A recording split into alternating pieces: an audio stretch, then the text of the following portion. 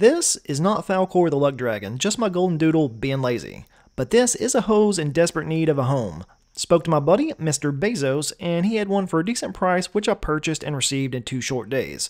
Now, for the point of this video, how can I attach this holder to this brick wall? And the answer to that is Tapcons. These things are magical. I've used these on a few projects and videos in the past and am amazed at how strong they hold. Now it's time to figure out the perfect location for this holder. I can either go up there or down here, and I think up top is a little bit better, so let's mark the spot and show you how to use this Tapcon.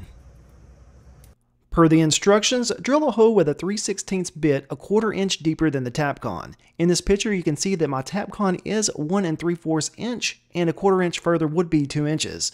The drill bit I have is exactly 2 inches, so that's going to be very easy to judge. If you had a longer bit, you could attach a piece of tape to your required depth so you know when to stop.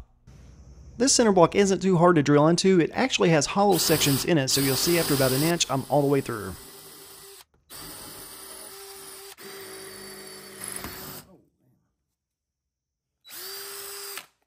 My Tapcon barely fits in the holder's screw hole. Had it not fit, an easy solution would have been to use a large drill bit to make the hole bigger. The rest of the process is simple. Just drive the Tapcon into our pre-drilled hole and be amazed at how strong that hold is. I was going to put 2 Tapcons in this, but this one is holding so strong and it's only going to be supporting a garden hose. I think we'll call it done.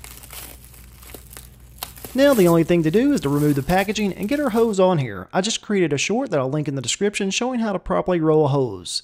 If you enjoyed this video, give that like button some Chinny Scratches and think about subscribing for future content.